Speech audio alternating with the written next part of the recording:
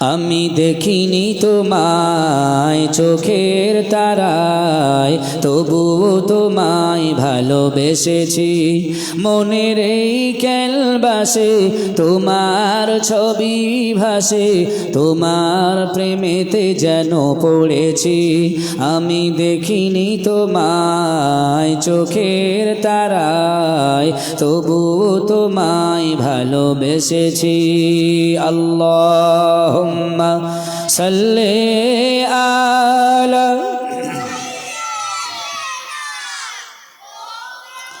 মাশাআল্লাহ, খুব ভালো লাগছে। ওয়া আলা আলি সাইয়্যিদিনা। ও ভাইয়েরা, বাবাজিরা, কোরআনের আলোচনা তাহলে লক্ষ্য করে দেখেন, সালাত আদায় করলে, নামাজ পড়লে আল্লাহ তাকে কতটা মুসিবত থেকে বাঁচিয়ে রাখে। এবারে লোকমান হাকিমের ছেলে বললেন, আল্লাহ আব্বাজান, তাহলে আমি রাস্তা দিয়ে যাব, প্রথমে আমার বিপদ আসবে, পানির পিপাসা, পানির কষ্ট, তারপরে ছায়া পাবো না, তারপরে কি হবে বলে দেন। এবারে লোকমান হাকিম বলল, বেটারে, তুমি যদি ছায়া খুঁজতে চাও, ছায়া তোমাকে পাওয়া যাবে না, তবে একটা ছায়া তোমার চোখের সামনে আসবে। ওই ছায়া তলায় যদি তুমি যাও, তোমার প্রাণ চলে যেতে পারে। তবে যাওয়ার আগে তুমি সালাতুল হাজতের 2 রাকাত নামাজ তুমি পড়ে নেবে। যখন 2 রাকাত নামাজ পড়বে, তোমার সামনে একটা বৃদ্ধ মানুষ দেখতে পাবে। ওই বৃদ্ধ তোমাকে যদি ডাকে, নির্দ্বিধায় তুমি না বলে তার কাছে তুমি চলে যাবে। এবারে ওই বৃদ্ধ যেভাবে পরামর্শ দেবে, যেভাবে বলবে, তুমি সেইভাবেই চলবে। আমি তোমার পিতা লোকমান হাকিম বলছি, বেটা, তোমার আর কোনো বিপদ মুসিবত আসবে না। একবার জোরে জোরে বলুন সুবহানাল্লাহ। বাকি ছেলেদের সব নসিহত করে দিলেন, আরে এই ছেলেটাকে বললেন, যাও, টাকার জন্য তুমি যেতে পারো, তবে নসিহত আমার এই যেটা দিয়েছি এটা তোমার মেনে চলতে হবে। ছোট ছেলেটা বাড়ি থেকে বার হলো, টাকা পাবে, টাকা নেবে, ব্যবসা করবে। বাড়ি থেকে বার হওয়ার সময় সালাতুল হাজতের 2 রাকাত নামাজ পড়ে নিলেন। নিয়ে সেজদায় গিয়ে বলেন, আল্লাহ, আমি টাকার জন্য বেরিয়েছি, পথে অনেক বিপদ, সমস্ত বিপদ থেকে আমাকে বাঁচিয়ে। দোয়া পড়ে লোকমান হাকিমের ছেলে ঘর থেকে বেরিয়ে গেল। বিসমিল্লাহি তাওয়াক্কালতু আলাল্লাহ, আল্লাহর উপর তাওয়াক্কাল করে বেরিয়ে পড়লেন। যেতে যেতে রাস্তার মাঝখানে অতি গরমে উত্তপ্ত বালু, পানির পিপাসায় ছটফট করছে। সঙ্গে সঙ্গে ফের সালাতুল হাজতের 2 রাকাত নামাজ পড়লেন। বাইরে বাবাজিরা, লোকমান হাকিমের ছেলে যেই 2 রাকাত নামাজ আদায় করেছে, সঙ্গে সঙ্গে সালাম ফিরিয়ে তিনি সন্ধান পেল, ডান দিকে কিছু গাছগাছালি বন রয়েছে, তার ভিতরে একটা পানির সুন্দর ঝর্ণা বইছে। লোকমান হাকিমের ছেলে আর দেরি না করে সেই দিকে গিয়ে পানি, তার পিপাসায় পানি পান করে নিল। কিছু পানি সঙ্গে নিলেন, আবার চললেন, কিন্তু রৌদ্রে তার কষ্ট হয়, একটা ছায়ার প্রয়োজন রয়েছে। লোকমান হাকিমের ছেলে দেরি না করে ছায়া খুঁজতে লেগেছে, ছায়া কোথায় মেলে না। কিছুক্ষণ পরে একটা ছায়া পেলেন, কিন্তু আব্বার কথা মনে পড়ে গেল। আব্বা বলেছে যে ওই ছায়ার ভিতরে গেলে তোমার প্রাণ থাকবে না, ঠিক না বেঠিক? কিন্তু লোকমান হাকিমের ছেলে মনে মনে করছে, সেই তো, এই ছায়ায় তো আমার যেতেই হবে, নইলে এত গরমে আমার প্রাণ চলে যাচ্ছে। তো লোকমান হাকিমের ছেলে ছায়ায় যাবার আগে আবার 2 রাকাত সালাতুল হাজতের নামাজের নিয়ত করলেন। বাইরে বাবাজিরা, প্রথম রাকাতে সূরা ফাতিহা বললেন, দ্বিতীয় রাকাতে সূরা ফাতিহার সঙ্গে প্রথম রাকাতে সূরা কাফিরুন দিলেন, দ্বিতীয় রাকাতে সূরা ফাতিহার সঙ্গে সূরা ইখলাস দিয়ে তিনি নামাজে সিজদায় চলে গেলেন। সিজদায় গিয়ে আল্লাহকে বললেন, আল্লাহ রে, আমার কোনো ছায়া নাই, ছায়ার প্রয়োজন রয়েছে। হে আমার মালিক রে, আমার আব্বা জান বলেছে যে ছায়ায় যেতে গেলে 2 রাকাত নামাজ পড়বে। আমি নামাজ পড়েছি, আমার জন্য ছায়াটা আরামদায়ক বানিয়ে দাও। যেই নামাজ শেষ করে সালাম ফিরিয়েছে, ওই গাছের গোড়ায় যেখানে ছায়া ছিল, একজন বৃদ্ধ মানুষ বসে রয়েছে। এবারে এই লোকমান হাকিমের ছেলে মনে মনে করল, আমি তো আব্বা জানের কাছে শুনেছি ওখানে একজন বৃদ্ধ বসে থাকবে, বৃদ্ধ যেভাবে বলবে সেইভাবে চলতে। এখন সালাম ফেরানোর পরে যেই দেখছেন বৃদ্ধ ডেকে বললেন, বাবা গো, তুমি আমার কাছে কাছে এসে বসো। লোকমান হাকিমের ছেলে বললেন আমার বিপদ হবে নাকি? বৃদ্ধ মানুষ বলছে না না না, তোমার কোনো বিপদ আসবে না। তোমার আব্বা তো বলেছিল যে গাছের গোড়ায় বৃদ্ধ বসে থাকবে, বৃদ্ধের অনুমতি মতেই তুমি চলবে। আমি তোমাকে ডাকছি, তুমি আমার পাশেই এসে বসো। তো লোকমান হাকিমের ছেলে পাশে গিয়ে বসলেন। অনেক ঘটনা, এর মাঝখানে অনেক ঘটনা রয়ে গেল, সংক্ষিপ্ত আলোচনা বোঝাতে চাই। লোকমান হাকিমের ছেলে আর ওই বৃদ্ধ দুজনাই ওখান থেকে উঠলেন। বাবা কিসের জন্য, কোথায় যাবে? বললেন আমার আব্বাজান একজনের কাছে 3000 স্বর্ণ মুদ্রা টাকা পায়, আর উনি সমুদ্রের মাঝখানে ঘর, ওখানেই বসবাস, যেতে গেলে অনেক বিপদ। আমি একটি ব্যবসা করব, টাকার প্রয়োজন, ওই টাকাটা আমার দিতে হবে, আমার প্রয়োজন আছে। তাই আব্বার কাছ থেকে বলে আমি ওই টাকার সন্ধানে বেরিয়ে এসেছি, আমার ওই টাকার প্রয়োজন। তো লোকমান হাকিমের ছেলের কথা শুনে বৃদ্ধ বলল বেটা তুমি নিশ্চয়ই আমার সাহায্য পাবে, আমি তোমাকে সঙ্গে নিয়ে যাব, তোমার আর কোনো অসুবিধা নেই। আস্তে আস্তে যেতে যেতে একটা গ্রামে পৌঁছে গেলেন। গ্রামের ভিতরে ঢুকলেন, সেখানে ওই লোকমান হাকিমের ছেলের বিবাহ হয়ে গেল। 3 দিন ছিলেন, 3 দিনের মধ্যে বিবাহ হলো। বিবাহ হয়ে যাওয়ার পরে অনেক ঘটনা, রাতের বেলা বাসর রাত থেকে নিয়ে স্ত্রীকে রেখে দিয়ে লোকমান হাকিমের ছেলে আর ওই বৃদ্ধ আবার হাঁটলেন সেই নদীর দিকে, বন্ধুর বাড়ি, আব্বার বন্ধু পিতার বন্ধুর ঘরে টাকা নেওয়ার জন্য। আস্তে আস্তে আস্তে আস্তে যেতে যেতে কিছুদিন পরে সেই সমুদ্রের ঘাটে পৌঁছে গেল। গিয়ে দেখছেন নদীর মাঝখানে একটা 2 তলা বিশিষ্ট ঘর, আর ওই ঘরটা হলো লোকমান হাকিমের বন্ধু। সাগরের মাঝখানে। ইনি চিন্তা করলো ওখানে যাই বা কি করে, ভাটা পড়েছে। আস্তে আস্তে সেখানে পৌঁছে গেল ঘরে। গিয়ে দেখছে লোকমান হাকিমের বন্ধু বসা। ইনি সালাম দিলেন, উত্তর দেওয়া হলো। বললেন কি বাবা তোমার নাম কি? বলছে আমার নাম অমুক, পিতার নাম লোকমান হাকিম। বলছে ও লোকমান হাকিম তো আমার বন্ধু ছিল।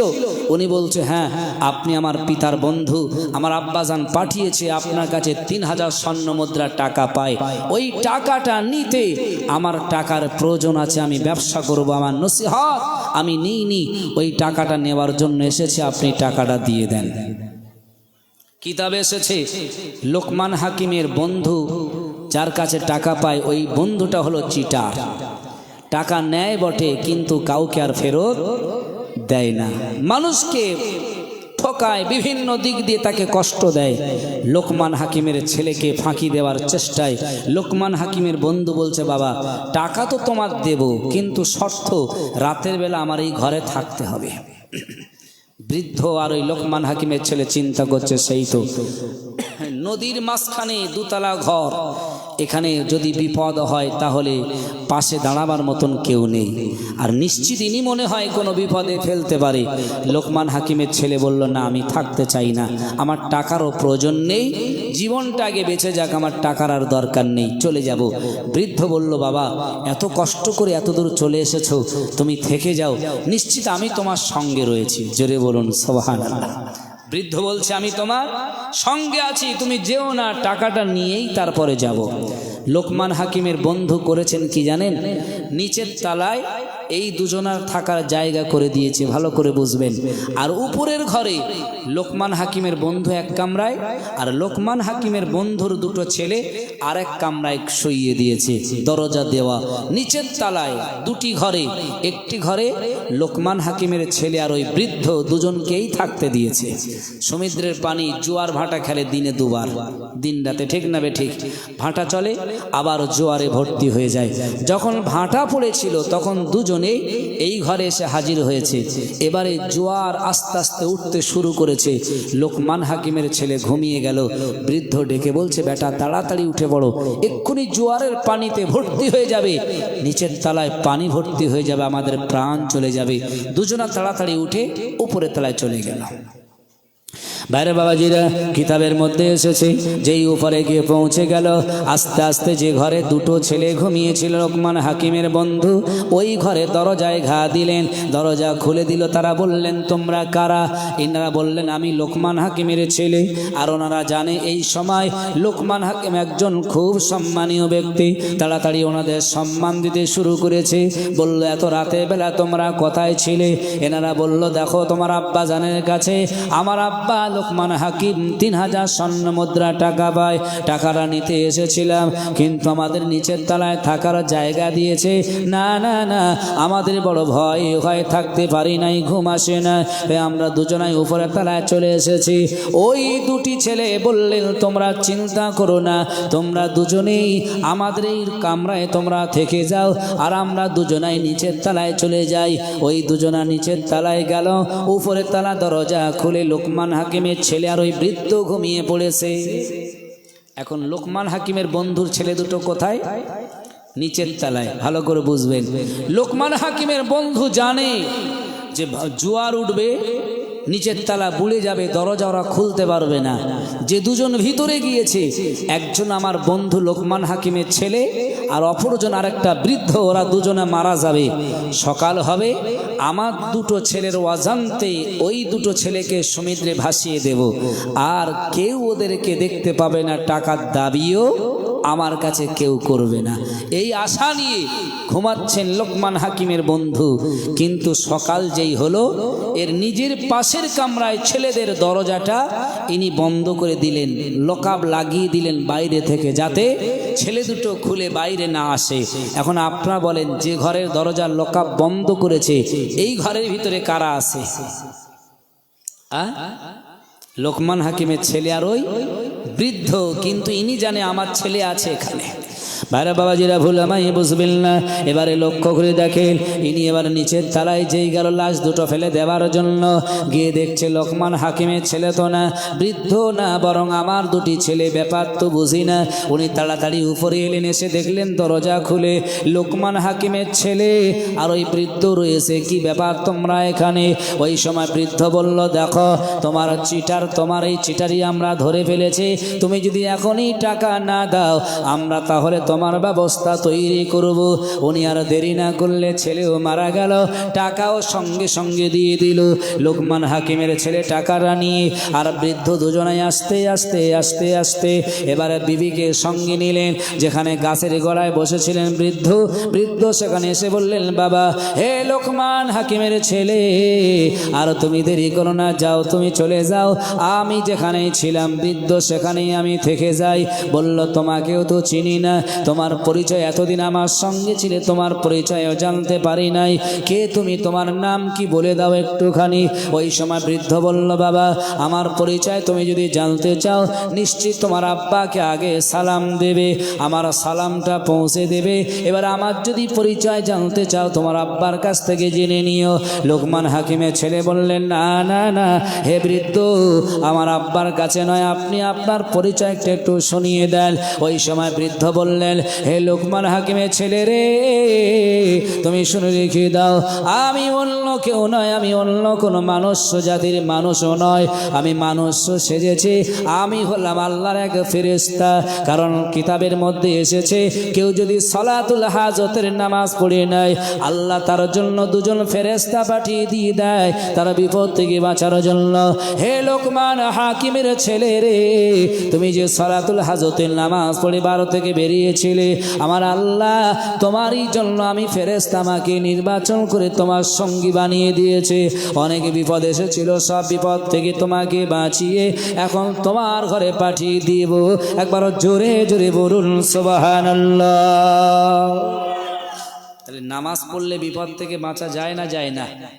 কথা বলেন।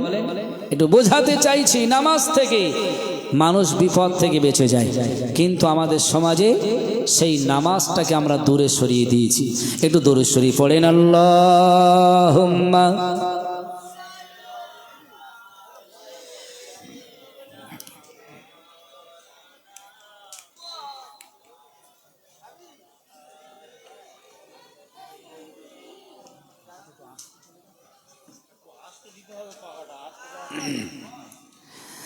দরুদ শরীফ, আল্লাহুম্মা সাল্লি আলা সাইয়্যিদিনা মাওলানা।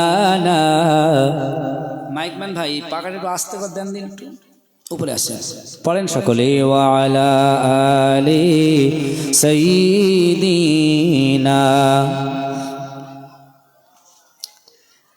আপনার যদি এত দুর্বল হন তাহলে হবে কি করে? একটু তাকবীর দেন তো দেখি, নারায়ে তাকবীর। মাশাআল্লাহ, সবাই মিলে বলেন না, নারায়ে তাকবীর, নারায়ে তাকবীর। সকলে বলেন লা ইলাহা ইল্লাল্লাহ, লা ইলাহা ইল্লাল্লাহ, লা ইলাহা ইল্লাল্লাহ। আকাশের মাঝে ওই চাঁদ উঠেছে, বাগানের মাঝে কত ফুল ফুটেছে।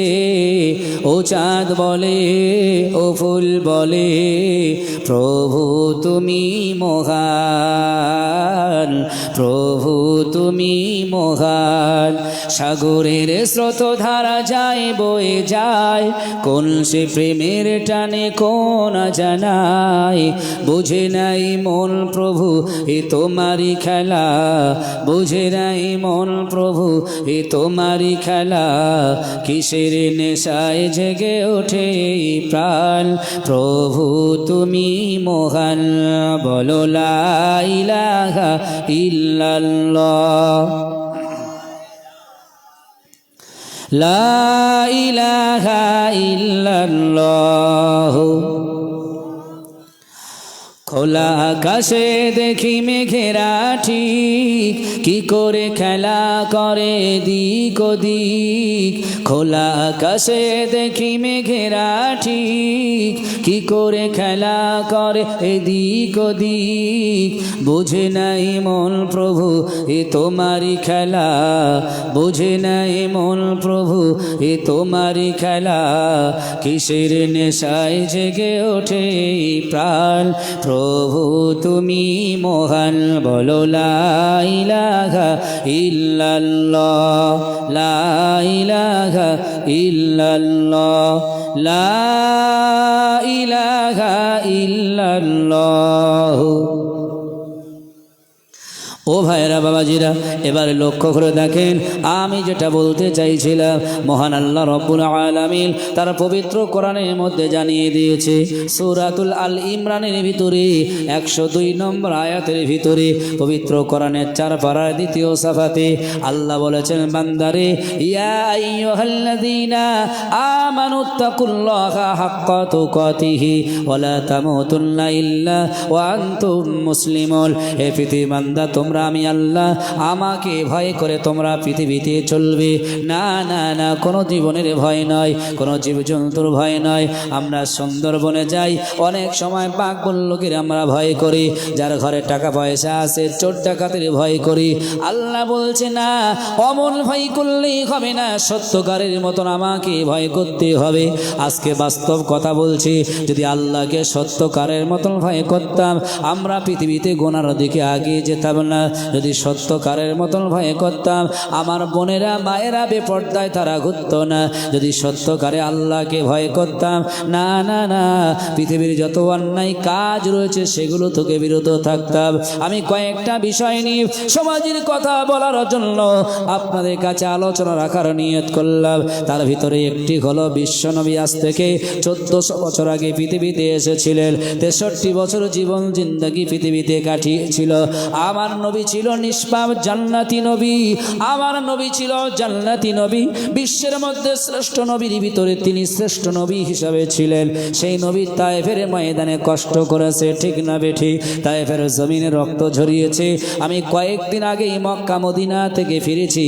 ও ভাইয়েরা বাবাজিরা, দেখেছি যে ইতিহাসটা, দেখেছি যে দৃশ্যটা আজ ভোলার মতন নয়। বিশ্বনবী তায়েফের জমিনে গিয়েছিলেন কলেমার দাওয়াত নিয়ে, সঙ্গে সাহাবীকে নিয়েছিলেন, সঙ্গে নিয়ে বিশ্বনবী তায়েফের জমিনে চলে গিয়েছিলেন। আর তায়েফের মানুষেরা ঠিক করলো, কারণ মোহাম্মদ যদি আমাদের দেশে আসে, মোহাম্মদ যদি আমাদের এলাকায় আসে, আমরা পাথর মেরে বিভিন্ন দিক দিয়ে মোহাম্মদকে কষ্ট দেব। কিন্তু আমার আপনার নবী জগৎগুরু মুহাম্মাদুর রাসূলুল্লাহর চিন্তা হলো, হলো, ধারণা হলো যে তায়েফের জমিনে হালিমার ঘরে 5 বছর আমি ছিলাম। নিশ্চিত 5 বছরের মধ্যে অনেক বন্ধু হয়েছে, অনেক বন্ধু স্বজন তৈরি হয়েছে, অনেকে আমাকে জানে, অনেকে আমাকে চেনে। আমি নবী মুহাম্মদ যদি তায়েফের জমিনে দাওয়াত নিয়ে যাই, মানুষ আমার কথা অন্তত তারা শুনবে। তাই নবী আমার আশা নিয়ে, নবী আমার আশা করে জায়েদকে সঙ্গে নিয়ে তায়েফের জমিনে চলে গেল। কিন্তু লক্ষ্য রাখে, তায়েফের জমিনে যেই না পৌঁছে গেল, তায়েফের মানুষেরা তারা ঠিক করলো মুহাম্মদ যেই আসবে বাচ্চাদের লেলিয়ে দিতে হবে। বাচ্চাদের ডেকে বলল, ছেলেরা তোমরা শোনো, মুহাম্মদকে তোমরা হয়তো চেনো না, মক্কায় জন্ম হয়েছে। ওই মুহাম্মদ হলো উন্মাদ, মুহাম্মদ হলো পাগল।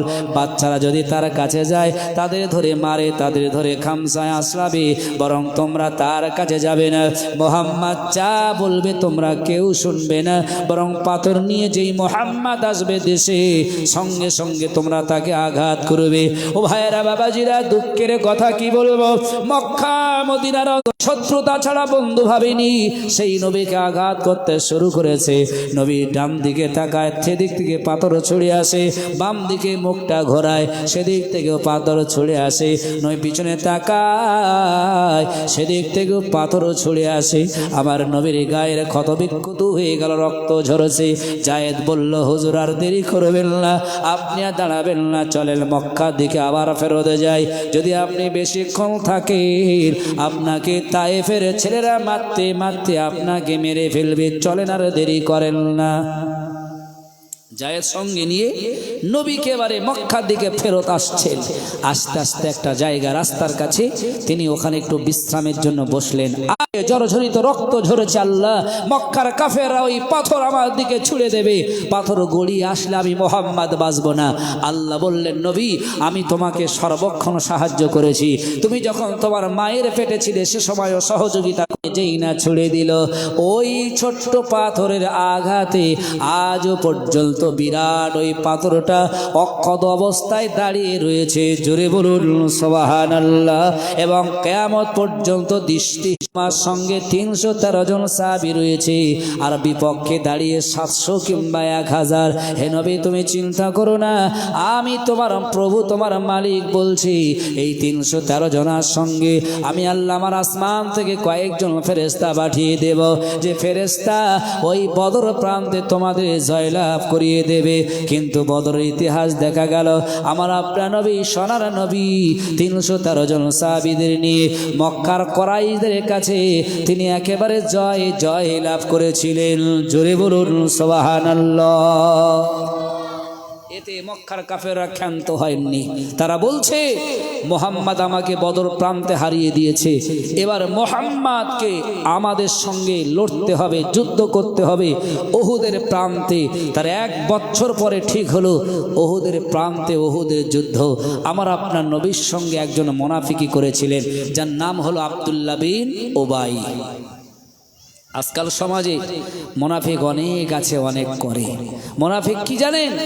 আব্দুল্লাহ বিন উবাই, তিনি তার লক্ষ্য ছিল মুহাম্মদকে এই বদর প্রান্তে হারিয়ে দেওয়া। তাই মুহাম্মাদের কাছে গিয়ে বললেন, নবী আমার সঙ্গে 300 জন মানুষ আছে, আপনার সঙ্গে দিয়ে উহুদের প্রান্তে মক্কার কুরাইশদের সঙ্গে কাফেরদের সঙ্গে যুদ্ধ করব, আপনি কি চান? নবীজি বললেন, হ্যাঁ আমার সঙ্গে আছে মাত্র 700, আর তুমি যদি 300 দাও তাহলে 1000 জন নিয়ে 3000 মক্কার ওই মুশরিকদের সঙ্গে লড়াই করতে সমর্থ হব। নবী উহুদের প্রান্তে যাচ্ছেন কতজন সঙ্গী নিয়ে? 1000। আব্দুল্লাহ বিন উবাই পথের মাঝখান থেকে 300 জনকে নিয়ে ফেরত আসলেন, মাত্র 700 জন। এই 700 জনকে নিয়ে উহুদের প্রান্তরে নবী পৌঁছে গেলেন। ভাইরা বাবাজিরা, ওলামায়ে বুঝবেন না, আমি যেটা বোঝাতে চাইছি, আজকে বিশ্ব নবী যে ধর্মটা, যে দিন ইসলামটাকে আমাদের জন্য পৌঁছে দিয়েছে, এই ইসলাম মানে হলো শান্তি। ইসলামের ভিতরে নবীর সুন্নাত অনেক রয়েছে, অনেক নবী যে পথে চলতে বলেছে। আজকে যার জন্য নবী এত কষ্ট করেছে, সেই উহুদের ময়দানে আমার আপনার নবী পৌঁছে গেল। ইবনে কামিয়া আমার নবীকে লক্ষ্য করে তীর যেই না ছুড়ে দিয়েছে, আমার আপনার নবীর মাথায় পরিধান করা ছিল লোহার টুপি, এই টুপিতে 4টি দন্দল শহীদ হয়ে গেল, রক্ত ঝরঝর করে পড়ছে, নবী বেহুশ হয়ে পড়ে গেলেন। নবী যেই বেহুশ হয়ে গেল, ইবনে কামিয়া সে চিল্লে বলছে কুতিলা মোহাম্মদ, মোহাম্মদ কতল হয়ে গেছে, কুতিলা মোহাম্মদ, মোহাম্মদ কতল হয়ে গেছে, আর মোহাম্মদ বেঁচে নাই। কিন্তু উহুদের যুদ্ধে আসার আগে একজন সাহাবীর নাম ছিল, যার নাম হলো হযরতে হানজালা রাদিয়াল্লাহু তাআলা আনহু। এই হানজালা বললেন, ইয়া রাসূলুল্লাহ, আমি আপনার সঙ্গে উহুদের ময়দানে যুদ্ধে যেতে চাই। নবীজি বললেন, হানজালা, আজকে তুমি উহুদের ময়দানে যেতে তোমার দরকার নেই, কারণ আজকে তোমার বিবাহ হয়েছে, তোমার বাসর রাত আছে, ওটা তোমার জন্য খুবই দামি, তুমি বাসর রাতে থাকো, অন্য কোনো যুদ্ধে তুমি যেতে পারবে। হানজালাকে রেখে যুদ্ধে চলে গেলেন। কে যেন একটা মদিনার প্রান্তে অলিতে গলিতে হেঁকে হেঁকে বলে যায়, কুতিলা মোহাম্মদ, মোহাম্মদ শহীদ হয়েছে। হে মদিনার যুবকেরা, আর তোমরা কেউ ঘুমিয়ে থেকো না। কার জন্য তোমরা ঘুমাবে? যে মোহাম্মদ শহীদ হয়েছে, সেই মোহাম্মদের জন্য তোমরা বেরিয়ে পড়ো। হানজালা ছিলেন বাসর রাতে। তিনি এই আওয়াজটা শোনার পরে বিবিকে বললেন, বিবি আর দেরি করো না, তলোয়ারিটা দিয়ে দাও। বিবি বললেন, প্রাণের স্বামী, একটা রাতের ব্যবধান আপনার সঙ্গে আমার সম্পর্ক। নবী তো বলেছেন, লাম তারালিল মুতাহাব্বিনা মিসলুন নিকাহ, স্বামী স্ত্রীর সম্পর্কটা গভীর। হে আমার প্রাণের স্বামী, আজকে বাসর রাত, আপনি কোথায় যাচ্ছেন? ওই সময় হানজালা বলেছিল, বিবি শোনো, আজকে যে নবীর জন্য জীবনে বেঁচে আছি, সেই নবী শহীদ হয়েছে নাকি শোনা যায়, আমি সেই উহুদের প্রান্তে যেতে চাই, আর আমাকে বাধি দিও না। হানজালা ঘর থেকে বেরালেন। বিবি ডেকে বললেন, প্রাণের স্বামী, একটুখানি দাঁড়িয়ে যান, দাঁড়িয়ে যান। আবার হানজালা দাঁড়িয়ে গেল। হানজালা বললেন, বিবি রে, তাহলে তুমি কি চাও নবীর যুদ্ধে আমাকে যেতে দেবে না? বিবি বলল, না না না প্রাণের স্বামী, তেমন নয়, আমি যেটা জানতে চাইছি, আজকে তো একটা রাতের ব্যবধান আপনার সঙ্গে আমার সম্পর্ক হয়েছে।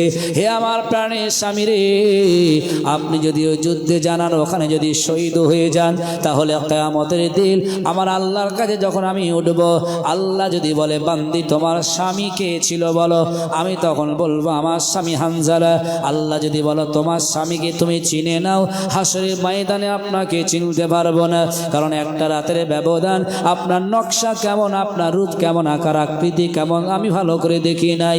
হে আমার প্রাণের স্বামী, নবীর জন্য আপনি যাবেন উহুদের প্রান্তে, আমার কোনো আপত্তি নাই।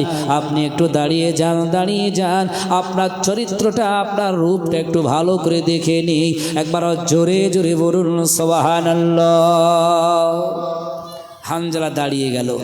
বিবি ভালো করে দেখলেন, এবারে বিদায় দিলেন, চলে গেল। সত্যি তাই হলো, হানজালা যুদ্ধের ময়দানে গিয়ে তিনি কতল হয়ে গেলেন, শহীদ হয়ে গেলেন। হানজালার লাশটা নিয়ে নবীর সাহাবীরা তারা তুললেন, তারা ক্রন্দন করলেন, নবীকে খুঁজে পাওয়া যায় না, কুতিলা মোহাম্মদ, মোহাম্মদ নাকি শহীদ হয়ে গেছে। ইবনে কাব নামে একজন সাহাবী, তিনি নবীকে খুঁজতে লেগেছে। বিশ্ববিখ্যাত নবীর কন্যা হযরতে ফাতেমা, এই কথা শুনে তিনিও বেরিয়ে পড়লেন। আব্বাজান কতল হয়েছে, ফাতেমার চোখ দিয়ে পানি ঝরেছে, আর দেরি না করে সব কিছু ছেড়ে তিনি ওই যুদ্ধের ময়দানে চলে গেলেন। ফাতেমা খুঁজছে, ইবনে কাব তিনিও খুঁজতেছে, ওবাই ইবনে কাব খুঁজতে খুঁজতে খুঁজতে ওবাই ইবনে কাব লক্ষ্য করলেন ওই উহুদ প্রান্তে ছোট্ট একটা গাড্ডা বিশিষ্ট জায়গা রয়েছে, নিচু জায়গা, সেখানে নবী গুলিশুটি অবস্থায় পড়ে আছেন। ওবাই ইবনে কাব তাড়াতাড়ি গিয়ে নবীকে তুললেন। তার কপালে দেখলেন লোহার দাগ বিশিষ্ট রয়েছে। ওবাই ইবনে কাব তিনি দাঁত দিয়ে ওই লোহার দাঁতগুলো বার করলেন, বার করে সাহাবীদের বললেন, সাহাবীরা তোমরা চিন্তা করো না, এখনো মুহাম্মদ জীবিত রয়েছে। জোরে বলুন সুবহানাল্লাহ। ফাতেমা দৌড়ে গেল, আব্বাজানের কাছে হাজির হলেন। ফাতেমা দেখলেন আব্বাজানের কপাল দিয়ে রক্ত ঝরছে, ডাক্তারের কোনো ব্যবস্থা নেই, সেখানে হসপিটালও ছিল না, ঔষধের কোনো ব্যবস্থা ছিল না। মা ফাতেমা দেহের অন্নাটা পুড়িয়ে ছাই বানালেন, ওই ছাইগুলো নিয়ে নবীজির ক্ষত জায়গাগুলো, রক্তগুলো আটকে দিচ্ছিলেন। একবার চিন্তা করো মুসলমান, কোন ইসলাম আমরা পেয়েছি, যে ইসলামের জন্য রসুল দন্দন শহীদ করেছে, যে ইসলামের জন্য রসুল তিনি কপাল দিয়ে রক্ত ঝরিয়েছে, যে রসুল ইসলামের জন্য তায়েফের ওই ময়দানে রক্ত ঝরিয়েছে। আজকে আমরা সেই ইসলাম পেয়ে এখনো পর্যন্ত আমরা বুঝলাম না ঠিক মতন কিভাবে আমাদের চলতে হবে, কিভাবে নামাজ পড়তে হবে, কি করে পর্দা পুশিদা আমাদের বানাতে হবে। তাই তো এই সমাজের শরিয়াতের এই বিধানগুলো, এই ওয়াজের মাহফিলগুলো দেওয়া হয় আমাদের সমাজে, যাতে করে একটা মাহফিল দিয়ে 2-5টা মানুষ নামাজি হয়ে যায়। ঠিক না বে ঠিক? ঠিক তো নাকি? অতএব এই মাহফিল দেওয়ার দরকার। তো যে কথা বলছিলাম, ফাতেমা নবীর কন্যা ফাতেমা তার আব্বাজানের ওই কপালে রক্ত মোবারকটা বন্ধ করলেন। নবী সুস্থ হলেন, দাঁড়ালেন। মক্কার কাফেররা চতুর্দিক থেকে ঘিরে রয়েছে। সাহাবীরা যারা ছিল তারা দৌড়ে এসে নবীর চতুর্দিকে গোল হয়ে নবীকে আড়াল দিয়ে দাঁড়িয়ে রয়েছে। অনেকক্ষণ পর ইবনে কামিয়া সহ মক্কার কাফেররা তারা চলে গেল। নবীকে ধরে নিয়ে মদিনার দিকে রওনা হলেন। নবী সুস্থ হচ্ছেন। এদিকে আস্তে আস্তে আস্তে আস্তে ক্রমেই রসুলের জীবনে একটা নয়, 2টি নয়, 3টি নয়, অনেক অনেক যুদ্ধ তার জীবনে ঘটেছে। কিতাবের মধ্যে এসেছে রসুল্লাহর জীবনে 23টা যুদ্ধ ঘটেছে, তার ভিতরে 19টা যুদ্ধে রসুল্লাহ নিজে কমান্ডার ছিলেন। একবার জোরে বলুন সুবহানাল্লাহ। রসুল পর্দার জন্য বলেছে, রসুল ইসলামের জন্য বলেছে, সালাতের জন্য বলেছে, হকের জন্য বলেছে, হালালের জন্য বলেছে, হারামের জন্য বলেছে। আমি যেটা বলতে গিয়ে এতদূর চলে এসেছি, পর্দার কথাও আমাদের একটু জানা দরকার। আজকে সমাজে যেভাবে পর্দা ছিনিমিনি হচ্ছে, আজকে এই পর্দা থেকে আমাদের একটু সংশোধন হতে হবে। মা ফাতেমার কথা বলেছি তাই একটু মনে পড়েছে। আম্মা জান ফাতেমা ছিলেন জান্নাতি না জাহান্নামী? জোরে বলেন, জোরে বলেন। জান্নাতি বলবেন কি? কারোর ভয় লাগছে নাকি? কি জোরে বলেন। মা ফাতেমা ছিলেন জান্নাতি না জাহান্নামী? জোরে বলেন। জান্নাতি ছিলেন, রসুলের ছোট্ট কন্যা জান্নাতি। আমার আপনার নবী একদিন মা ফাতেমার শ্বশুর বাড়ি অর্থাৎ আলীর ঘরে, জামাইয়ের ঘরে যাচ্ছেন। ফাতেমা কে কেমন অবস্থা আছে দেখার জন্য পর্দা কারে বলে, শরিয়াত মেনে কতটা চলে লক্ষ্য করেন। রসুল ছোট্ট ছোট্ট হেঁটে হেঁটে চলে গেলেন। আজকে আমাদের ঘরের সামনে অনেক লোহার গেট, কলিং বেল আছে, সুইচ টিপলে ভিতর থেকে সে দরজা খুলে দেয়। সে সময় ফাতেমা ছিল গরিব, আলী ছিলেন অসহায়, লোহার গেটও লাগাবার পয়সা ছিল না। আমরা মক্কা মদিনায় ঘুরে দেখেছি মা ফাতেমার বাড়ি কোথায় ছিল, হাসান হোসাইন কোথায় দাঁড়িয়ে খেলা করতেন, সেই জায়গাগুলো চোখে ভাসলে কষ্ট হয়।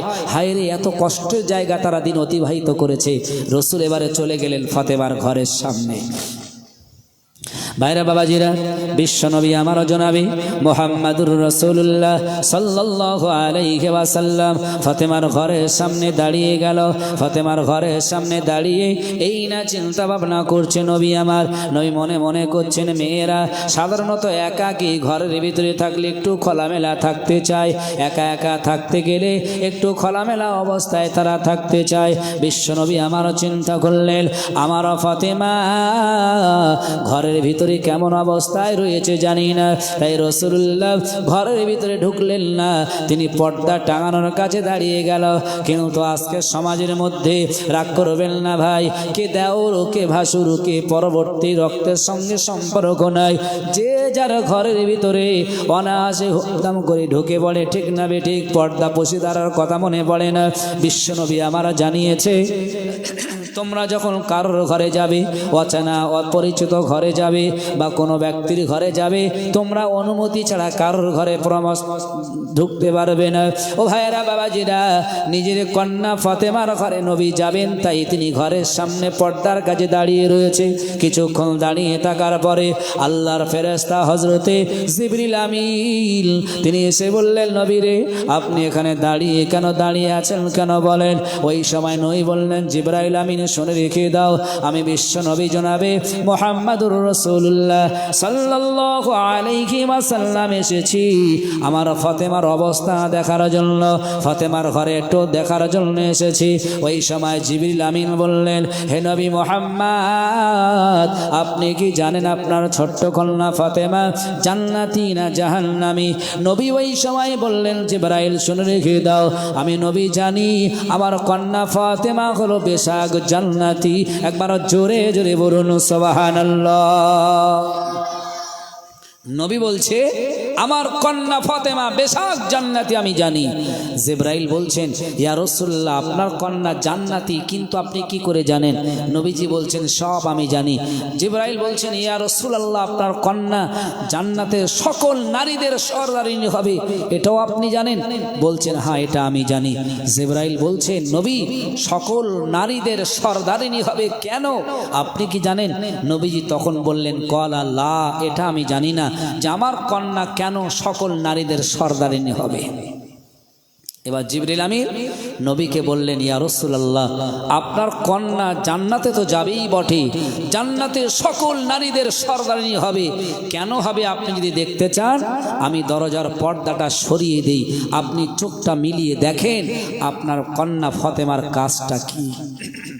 ভাইরা বাবাজিরা, কিতাবের মধ্যে এসেছে বিশ্বনবী আমার দাঁড়িয়ে, জিবরিল আমিন বললেন, ইয়া রাসূলুল্লাহ, এবার আমি পর্দা সরিয়ে দেই, আপনি একটু দেখে নেন। যেই জিবরিল আমিন পর্দা সরিয়ে দিল, আমার আপনার নবী, সোনার নবী, তিনি দেখতে পেলেন তার কন্যা ফাতেমা দুটো পা দুই দিকে ফাঁকা করে বসে আছে, মাঝখানে জায়গাটা ফাঁকা, দুই দিকে দুটো পা। হে মুসলমান, হে আমার মায়েরা বোনেরা, লক্ষ্য করে দেখেন, এইবারে ফাতেমা বসা অবস্থায় নবী দেখছেন ফাতেমার ডান পায়ের বুড়ি আঙুলে দড়ি বাঁধা রয়েছে, ওই দড়িটা একটু দূরে দোলনা আছে, দোলনার সঙ্গে দড়িটা বাঁধা রয়েছে। হে মুসলমান, ওই দোলনাতে বিশ্ব নবীর কন্যা ফাতেমার একটা ছেলে, যার নাম হলো হোসাইন, ওই দোলনায় শুইয়ে রেখেছে, আর ফাতেমার এই পায়া দুটির মাঝখানে জাঁতা বসিয়ে রেখেছে। আলী বড় গরিব অসহায়, তাই প্রাণের স্বামীর একটু হাতের কাজটা আগিয়ে দেওয়ার জন্য, সংসার যাতে সুচ্ছল হয় তার জন্য ফাতেমা বসে বসে জাঁতা ঘোরাচ্ছে। বাম হাতের এই হাতটা ধরে হযরতে হাসানকে জড়িয়ে বুকে দুধ পান করাচ্ছে, আর মুখ খালি নয়, এই মুখ দিয়ে আল্লাহর কালাম কোরআন তেলাওয়াত করছে। একবার জোরে জোরে বলুন সুবহানাল্লাহ।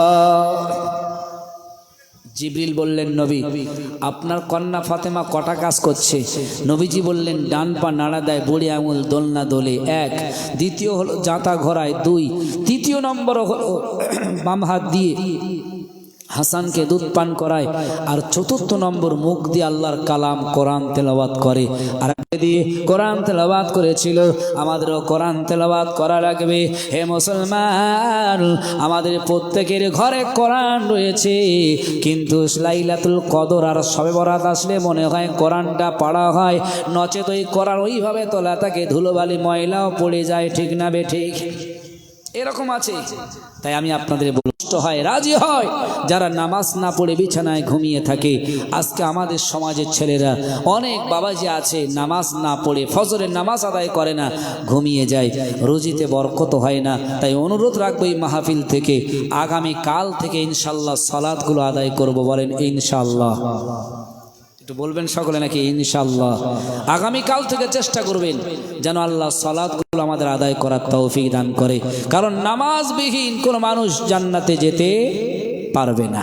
আমি আপনাদের কাছে নামাজ সম্বন্ধে আরো সুন্দর করে বুঝিয়ে বলবো, এলো মহাব্বতের সঙ্গে দরুদ শরীফ। আল্লাহুম্মা সোনার মদিনা, আমার প্রাণের মদিনা, সবই ভুলিব কিন্তু তোমায় ভুলতে পারি না, সবই ভুলিব কিন্তু তোমায় ভুলতে পারি না, ভুলিলি ভুলবো না, ভুলতে পারি না, সবই ভুলিব কিন্তু তোমায় ভুলতে পারি না। আল্লাহুম্মা সাল্লি আলা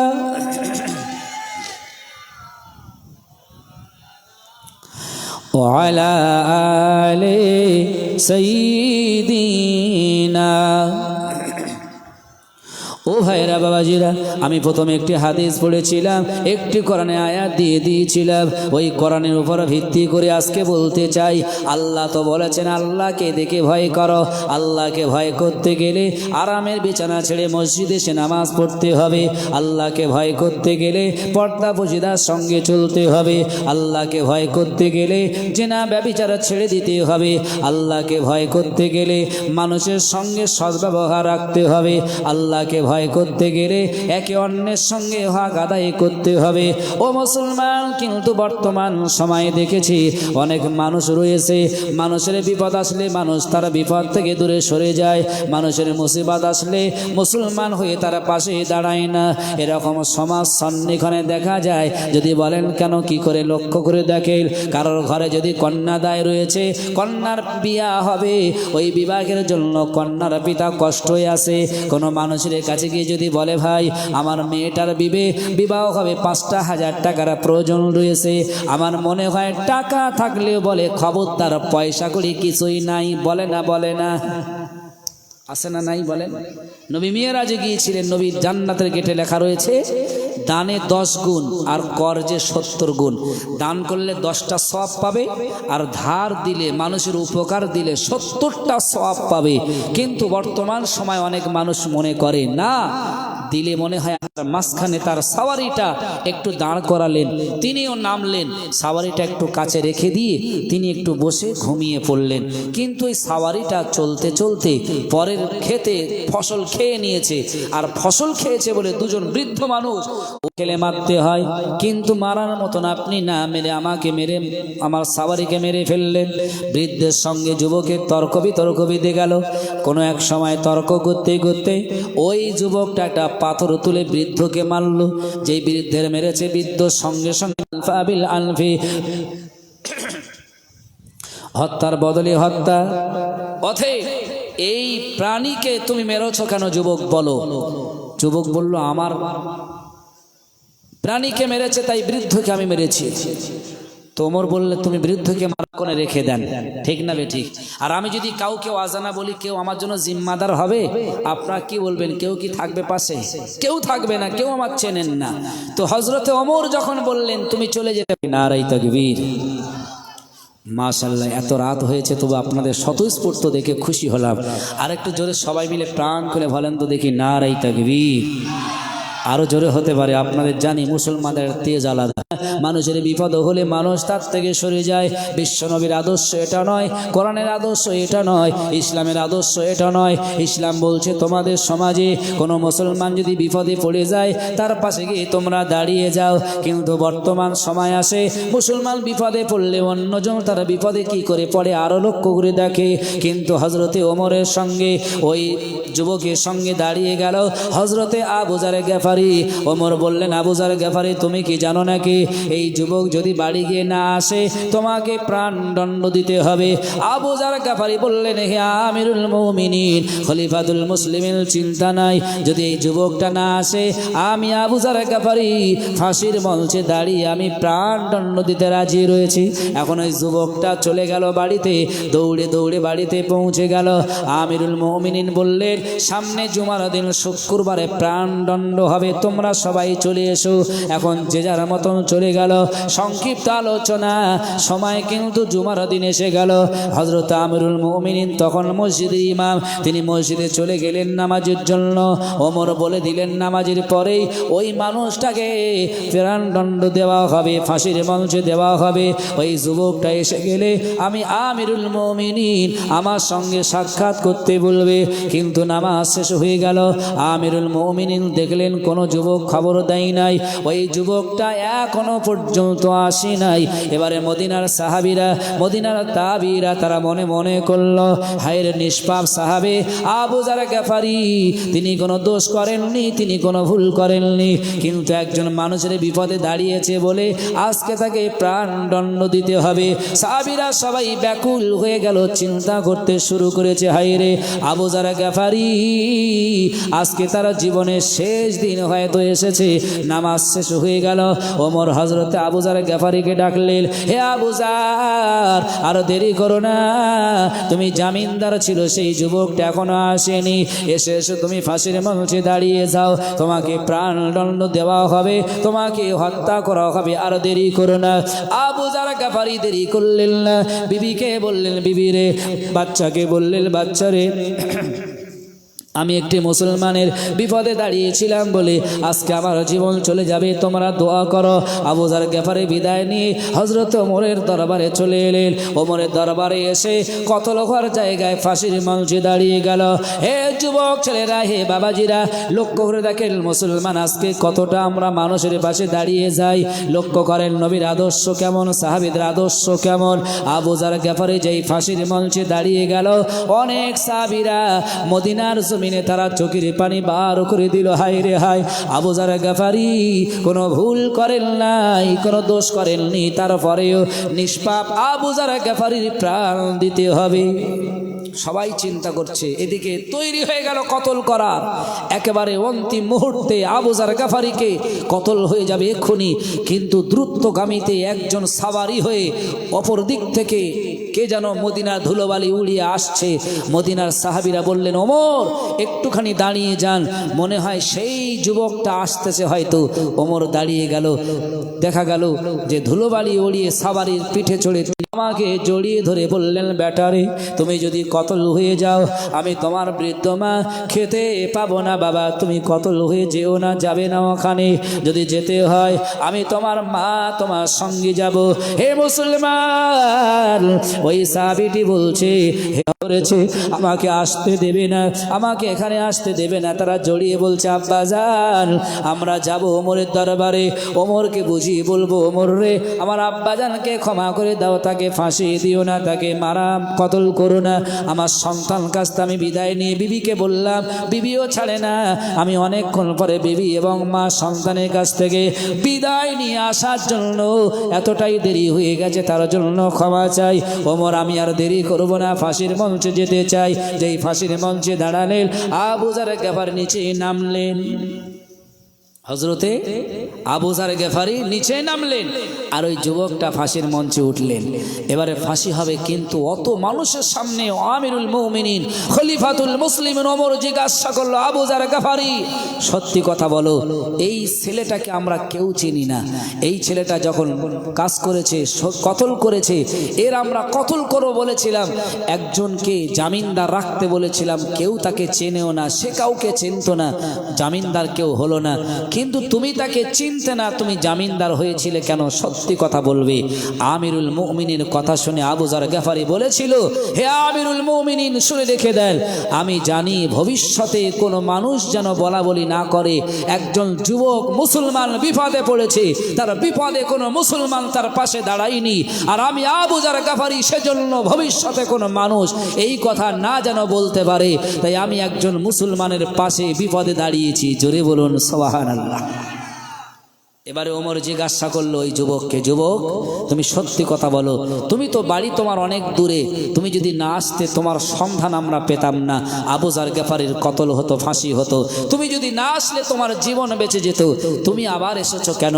ওই সময় যুবক বলেছিল, হে আমিরুল মুমিনিন শুনে রেখে দেন, আমি যদি না আসতাম এখানে ভবিষ্যতে মানুষ বলা বলি করত, মুসলমানের বিপদ হলে আর পাশে দাঁড়াবো না, দাঁড়ালে তার ফাঁসির মঞ্চে যেতে হবে। তাই আমি এটা বিশ্ব রেকর্ড করে দেওয়ার জন্য আমার ফাঁসি হয়ে যাক, কিন্তু যেন ভবিষ্যতে কোনো মানুষ না বলতে পারে, তাই আমি আবু যার গেফারিকে প্রাণ থেকে সরিয়ে দিয়ে আমার জীবনটা দেওয়ার জন্য আমি আবার দৌড়ে চলে এসেছি। জোরে বলুন সুবহানাল্লাহ। যারা অভিযোগ দিয়েছিল সেই বৃদ্ধের দুটো ছেলে যে আমার আব্বাকে মেরেছে, ওই ছেলেটাকে ফাঁসি দিতে হবে, সেই দুটো ছেলের চোখে পানি বার হয়ে গেল।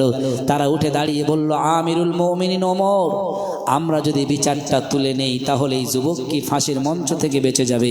ওমর বললেন, হ্যাঁ তোমরা যদি ক্ষমা করো আল্লাহ ক্ষমা করে দেবে। জোরে বলুন সুবহানাল্লাহ। যুবক দুটি ছেলে বলল, ওমর আমরা আজকে আমার পিতার খুনি যিনি, এই ছেলেটার সততা, এই ছেলেটার বিশ্বস্ততা দেখে আমরা এদের ক্ষমা করে দিয়েছি, ফাঁসির মঞ্চ থেকে নামিয়ে দেন, আপনিও ক্ষমা করে দেন। ইসলাম এটাই হলো ইসলাম, মানুষের পাশে দাঁড়াতে হয়, মানুষের বিপদ হলে একটু তারা সাহায্য সাহায্য করতে হয়, ঠিক না বে ঠিক?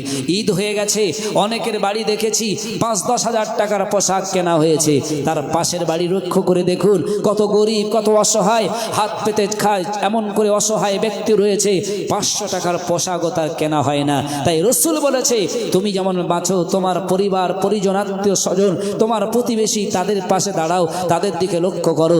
রসুল বলছে তোমরা যদি এরকম লক্ষ্য রাখো নিশ্চিত আমার আল্লাহ তোমাদের প্রতিও সহানুভূতি করবে। একবার জোরে বলুন সুবহানাল্লাহ। অসুবিধা হচ্ছে নাকি আপনাদের? এর তাকবীর আর নারে তাকবীর। আমার সময় ছিল 1:30 পর্যন্ত, কিন্তু সময় আমার নির্দিষ্ট সময় হয়ে গেছে। তবু আপনাদের কাছে আমি কিছু সময় দেওয়ার নিয়ত করছি। আপনারা কি কিছু সময় দেবেন নাকি? ইনশাল্লাহ বলেন। তবে আমি এবার যে সময়টা দেব আপনাদের একটু রাগ হবে, রাগ করবেন নাকি? রাগ করবেন। আমি জানি আপনাদের দেখে পছন্দ হলো, ভালো লাগলো, তাই আপনাদের কাছে একটু কথা বলবো। আচ্ছা, এই যে মাহফিলটা হয়েছে, মাহফিলটা ভালো না খারাপ? ভালো, জোরে বলতে হবে, ভালো না খারাপ? এই মাহফিলের পক্ষে কারা হাত তুলে দেখান? নারায়ে তাকবীর। মাহফিলের পক্ষে নারায়ে তাকবীর। আল্লাহ কবুল করুক। কিতাবে এসেছে যদি কোনো মুসলমান ভালো করে বোঝে, আমেরিকার মানুষ স্যাটেলাইট বানিয়েছে, ওই স্যাটেলাইট এই জমিনের উপরে বসিয়ে দিলে জমিনের হাজার হাজার ফুট মাটির তলায় কি আছে ওই স্যাটেলাইট সেটা দেখা যাচ্ছে, দেখা যায় না? পানির উপরে দিলে পানির তলা দেশে কি আছে সেটা দেখা যায়। আল্লাহ বলছিলেন বান্দা তুমি কোরআনের মাহফিলে বসে তুমি যেটা করবে, যেটা বলবে, আমি আল্লাহ আমার আসমান থেকে আমি সবকিছু দেখতে পাই। ইন্নাল্লাহা সামিউম বাসির। একবার জোরে বলুন সুবহানাল্লাহ। এই মাহফিল ভালোবাসেন আপনারা সবাই বলেছেন। ঈদের দিনে কম করে এক একটা বাড়িতে এক একটা ব্যক্তির 10,000 টাকাও কম করে খরচ হয়েছে। 10,000 টাকা না খরচ হলে অন্তত 5,000 টাকাও খরচ হয়েছে, কম বেশি, ঠিক না বে ঠিক? আচ্ছা, আগামী বছর এই মাহফিল হবে, একজন যোগ্য বাপের যোগ্য সন্তান একটুখানি বলবেন যে আমি 1,000 টাকা দেবো, একজন, কাউকে নেব না, একজনকে নেব। কে আছেন এর ভিতরতে বলতে পারবেন যে আমি আগামী বছর এই মাহফিলের জন্য 1,000 টাকা দেব? কে বলতে পারবেন? এতগুলো মানুষের ভিতরে একজনকে বলতে হবে। অনেক আছে আমি জানি দেবে, এতগুলো পয়সা যদি না দেন এই সুন্দর মাহফিল হয় না। একজন কেউ আছেন যে সামনে বছরে এই মাহফিলের জন্য আমি 1,000 টাকা দেব? কে আছেন ভাই? মাহফিল ভালোবাসেন সবাই, কিন্তু একজন নেই এর ভিতরে 1,000 টাকা দেবার? নাকি কম হয়ে গেছে বলে মনে হয়? ইন্নাল্লাহা আলিমুল গায়ব, আল্লাহ জানে। আর আমি জানি আপনাদের কাছে 1,000 টাকা হাতের ময়লা, যখন তখন আপনারা খরচ করেন। বন্ধু বান্ধব এলো, গোস্ত ডিম ডাল বাজার করলেই খরচ হয়ে যায়। ঠিক বললাম না ভুল বললাম? হ্যাঁ, একজন যুবক ছেলে বা কেউ একটু হাত তুলে বলেন না। ওই তো, কি নাম ভাই? দেখেন তো কি নাম?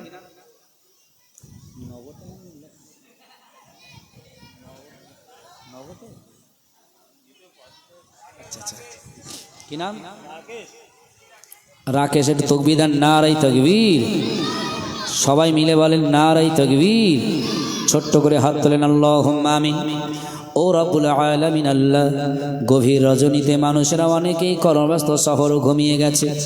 আয় আল্লাহ, এ সময়তে গাছের ডালে অনেক পাখিরাও ঘুমিয়ে পড়েছে, বনে জঙ্গলে অনেক পশু পাখি তারা ঘুমিয়ে পড়েছেন। আল্লাহ, আয় আল্লাহ রব্বুল আলামিন, আল্লাহ তোমার এই বান্দারা মাহফিল থেকে বসে বসে কোরআনের মাহফিল শুনছে। আল্লাহ, আল্লাহ আগামী বছর মাহফিল হবে কোরআনে, তাই বান্দাদের কাছে বললাম আমার রাকেশ ভাই আপনার বান্দা 1,000 টাকা সবার প্রথমে হাত তুলেছেন। আল্লাহ, আল্লাহ ভাইয়ের দানকে কবুল করে নাও।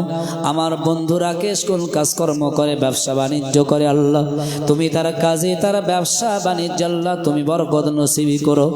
ও রব্বুল আলামিন আল্লাহ, রাকেশের আব্বা মা দাদা দিনা নানি পিতৃমাতৃকুল থেকে নিয়ে যত মহাব্বতের মানুষ বেঁচে রয়েছে আল্লাহ সবার হায়াত দারাজ করে দাও।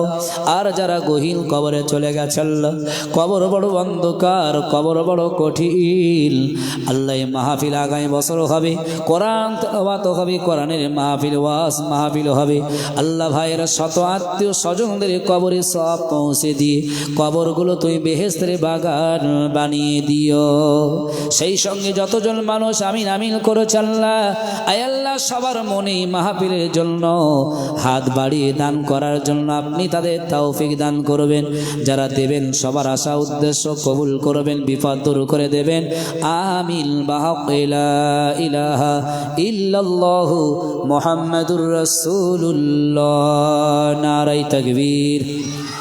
কত পয়সা আমাদের আছে, কত পয়সা রাখবো, আর যখন চলে যাব কোনো পয়সা আমরা কি নিয়ে যেতে পারবো নাকি? মানুষ মারা গেলে কবরে তিনটে আমল বন্ধ হয় না।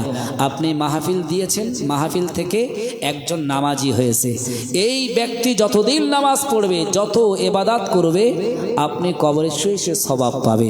একটা বাচ্চা ছেলে মাহফিল থেকে শুনে হেদায়েত প্রাপ্ত হয়েছে, সে কোরআন শেখার মনস্থ করেছে, সে নামাজ পড়ার মনস্থ করেছে, যত সব সে কামিয়াবি করবে, যারা দাঁত তারা কবরে শুয়ে শুয়ে সওয়াব পাবে।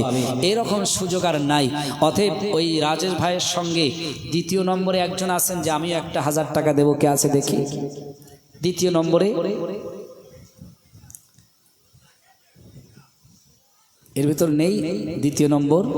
ভাইরা বাবাজিরা লক্ষ্য করে দেখেন, আল্লাহ কোরআনের ভিতরে বলেছে, মাসালুল্লাযীনা ইউনফিকুনা আমওয়ালাহুম ফি সাবিলিল্লাহি কামাসালি হাববাতিন আনবাতাত সাবআ সানাবিলা ফি কুল্লি সুম্মালাতিন মিয়াতু হাব্বা আল্লাহু ইউদাইফু লিমান ইয়াশা আল্লাহু ওয়াসিউন আলিম।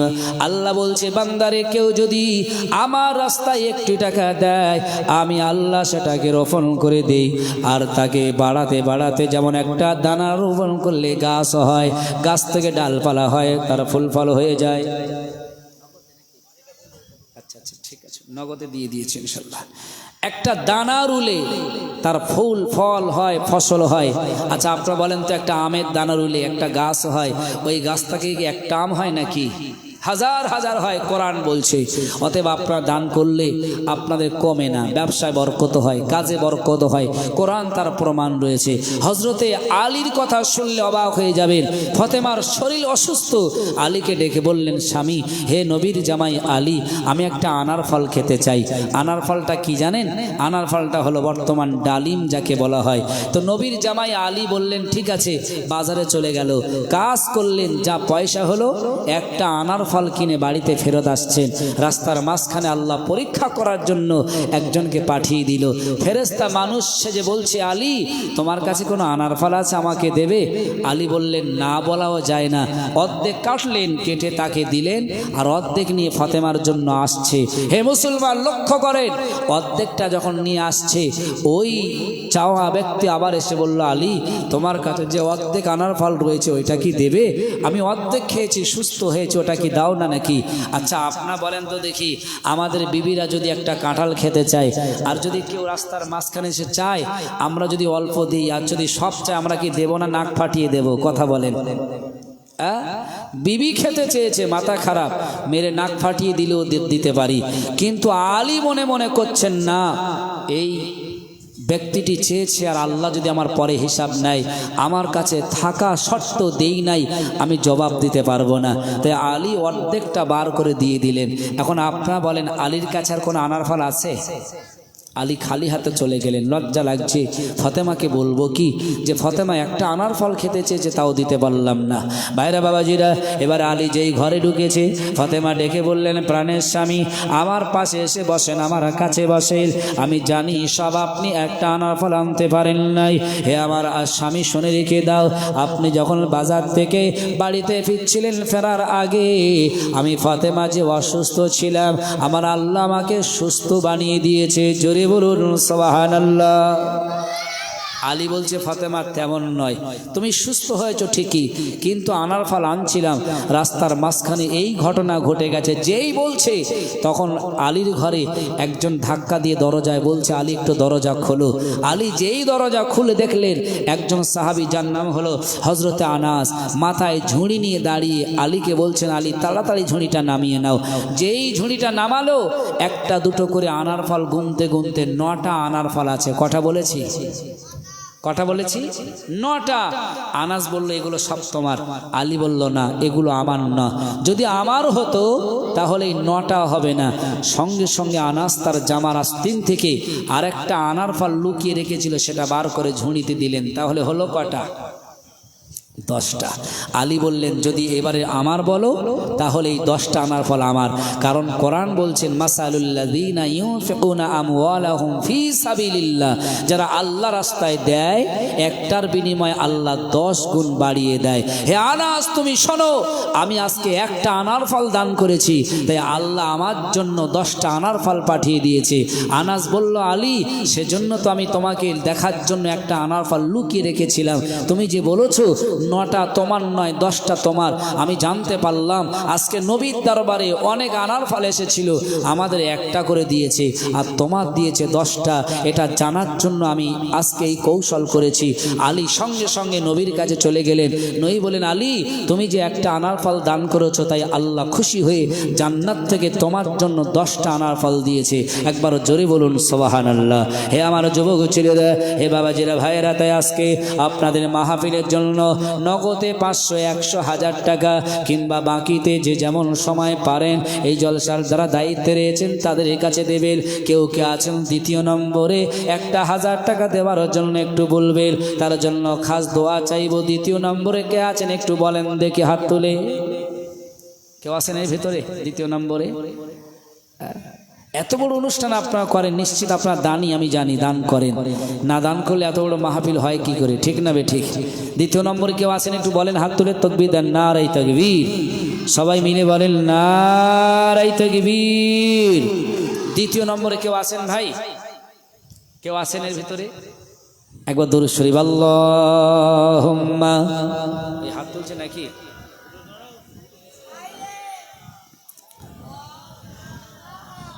وعلى آل سيدنا এই খাট পলঙ্গ ড্রেসিং টেবিল রইবে পড়ে দুনিয়ায়, একা একা চলে যাব কবর মাঝে সভাকায়। দুনিয়া থেকে সবাই চলে যাব, ঘর বাড়ি আত্মীয় স্বজন বন্ধু বান্ধব সব রেখে দিই। এ ভাইয়েরা বাবাজিরা, কোরআনের মাহফিলের জন্য যদি 1000 টাকার ওয়াদাবদ্ধ করেন, আল্লাহ বলেছেন ইন্নাল্লাহা হুয়ার রাজ্জাকু যুল কুওয়াতিল মাতিল। বান্দা তোমার কি জানো আমি আল্লাহ রুজির ব্যবস্থা বানিয়ে দেই, তোমরা নিয়ত করলে পূরণ করার দায়িত্ব আমি আল্লাহ আমার। অতএব হে যুবক ভাইয়েরা বাবাজিরা, যারা পরিশ্রম করেন, খাটাখাটনি করেন, বিভিন্ন ব্যবসা বাণিজ্য কাজ কাম করেন, আল্লাহ পাক রব্বুল আলামিন তাদের ব্যবসা বাণিজ্যে কাজে কামে যেন বরকত দেন। দ্বিতীয় নম্বরে একজন বলেন তো দেখি 1000 টাকা দেওয়ার কেউ আছেন কিনা? নেই এর ভিতরে? হাত তুলে বলবেন নাকি? সর্বনাশ। আচ্ছা এত কঠিন নাকি আপনারা? আমি জানি আপনারা দেবেন, যদি সময় এখন না হয় 1টা বছরের মধ্যে, আগামী বছর এই মাহফিল আগ পর্যন্ত আপনারা দেবেন। 2 দিন কাজ করলে তো আমার মনে হয় 1000 টাকা হয়ে যায়, নাকি ভুল বললাম? দ্বিতীয় নম্বরে একজন বলেন যে 1000 টাকা দেবে, কে? একটু দোয়া করি। কি নাম? কি নাম ভাইয়ের?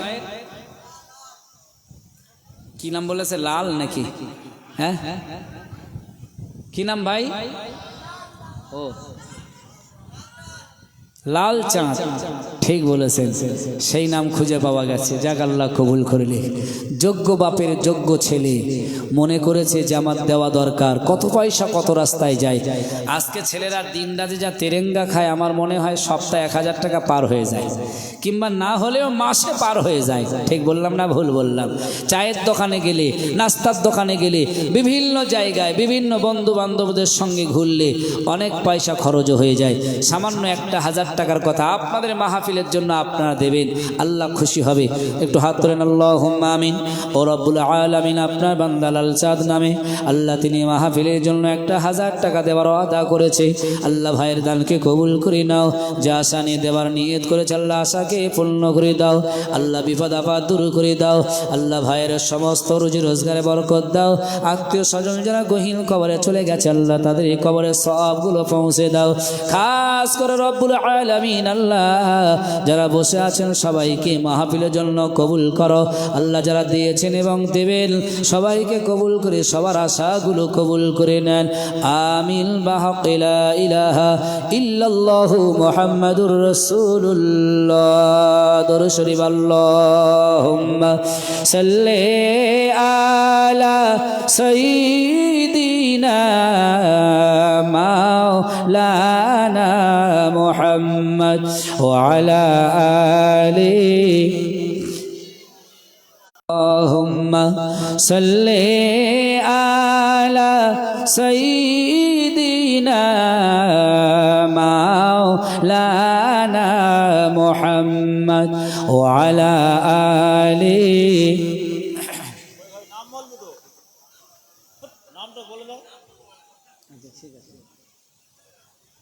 আমার এক ভাই গোপনীয়ভাবে 1000 টাকা দিয়েছেন, কবুল করে নেন। সবাই বলেন আল্লাহুম্মা আমিন।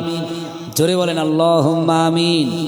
আমি জানি আপনাদের ভিতরে অনেক দাতা রয়েছে।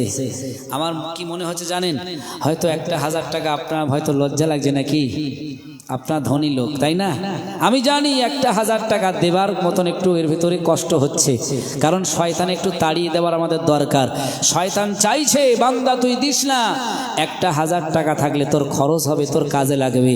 আল্লাহ বলছে, নবী বলছে, সখী ও হাবিবুল্লাহ, হে পৃথিবী মানুষ শোনো, যারা আল্লাহ রাস্তায় ব্যয় করে তারা হলো আল্লাহর বন্ধু, যারা আল্লাহ রাস্তায় ব্যয় করে না আর সখী ও হাবিবুল্লাহ তারা আল্লাহর বন্ধু হবে না। অতএব আপনারা যারা আছেন সবাই আল্লাহর বন্ধু হন, আল্লাহ ভালোবাসবে, আল্লাহ আপনাদের কবুল করবে। আমার সময় যা আছে সময়ের মধ্যে শেষ করে দেব ইনশাল্লাহ। তবে একটা ছোট্ট ঘটনা বলে দিই, শুনে রেখে দেন। হযরতে আলী, যাক আমার এক বোন নগদে 500 টাকা দিয়েছে, আল্লাহ কবুল করে নেন। মায়েরা বোনেরা অত্যন্ত দানি, আমি জানি মায়েরা দান করলে উপায় থাকে না, বিভিন্ন জায়গা আমি জানি। গতকালকে এবং পরশু দিনে চাঁদরাতে এক জায়গায় বলেছিলাম, সত্যি সেখানে মানুষ অত্যন্ত দানি, করিমপুর গ্রামের নাম। তো মায়েরা অত্যন্তভাবে দান করেছে। আমার মায়েরা আপনারাও পাঠিয়ে দেন, 200, 500, 1000 যে যেমন পারেন, 2000, 5000 যেমন পারেন পাঠিয়ে দেন। আমার ভাইয়েরাও আপনারা পাঠিয়ে দেবেন। যিনি 1000 টাকা দিয়েছেন আল্লাহ দানকে কবুল করে নেন, বলুন আল্লাহুম্মা আমিন। যে কথা বলছিলাম, হযরতে আলী রাদিয়াল্লাহু তাআলা আনহু, একদিন ফাতেমা বলছে, আলী আমাদের বাড়ি তো 2টি সন্তান, হাসান আর হোসাইন, এদের তো কষ্ট হয়, রান্না হয়নি দুপুরে, রাতেও খাওয়া নেই, সকাল হলো, তোমার কি কোনো কাজ নেই? আমি জানি। হে আলী চিন্তা করো না, আমার আব্বাজান আমাকে একটা চাদর দিয়েছিল, যে চাদরটা আমি অতি যত্ন করে রেখেছি, খুব মূল্যবান চাদর। আলী তুমি এই চাদরটা নিয়ে মদিনার বাজারে নিয়ে যাও, একটু বিক্রি করো, যদি কেউ চাদরটা কিনে নেয় যা পয়সা হবে ওই পয়সায় কিছু খাবার কিনে নিয়ে বাড়িতে চলে এসো, হাসান হোসাইন খাবে, আমরাও খাবো। আলী চলে গেলেন ওই চাদরটা নিয়ে। ভালো করে বুঝবেন, কিতাব বলছে ওই আলী চাদরটা মদিনার বাজারে বিক্রি করলেন মাত্র 6 টাকা দিয়ে, 6 দিরহাম টাকা দিয়ে বিক্রি করে এবারে বাড়ির দিকে রওনা হচ্ছে। ভাইরা বাবাজিরা, আলী যখন 6টি টাকা নিয়ে ঘরের দিকে রওনা হলো, আমার আল্লাহ বললেন, ফেরেশতা যাও তো দেখি আলীকে একটু পরীক্ষা করে নেওয়া যা হোক। আলীকে পরীক্ষা করা হবে, হযরতে আলীকে পরীক্ষা নেওয়া হবে। আমার আল্লাহ রব্বুল আলামিন ফেরেশতাদের পাঠিয়ে দিল। ফেরেশতা রাস্তার মাঝখানে এসে বললেন, আলী রে তোমার কাছে কি 2টি টাকা আছে নাকি? সারাদিন ভোকা অবস্থায় রয়েছে, হে আলী 2টি টাকা আমাকে দিতে পারো, মদিনার বাজার থেকে কিছু খাদ্য খাবার কিনে আমি খেতে পারবো। আলী সঙ্গে সঙ্গে 2টি টাকা তাকে দিয়ে দিলেন। আপনারা জ্ঞানী মানুষ বলতে পারবেন, আপনারা বলতে পারবেন, যদি 6 টাকার ভিতরে 2 টাকা দিয়ে দেয়, বাকি আছে তার কাছে কয় টাকা? 4 টাকা আছে। আবার কিছু দূর যাচ্ছে, আর একজন এসে বলছে, আলী তোমার কাছে কিছু থাকলে আমাকে দাও না।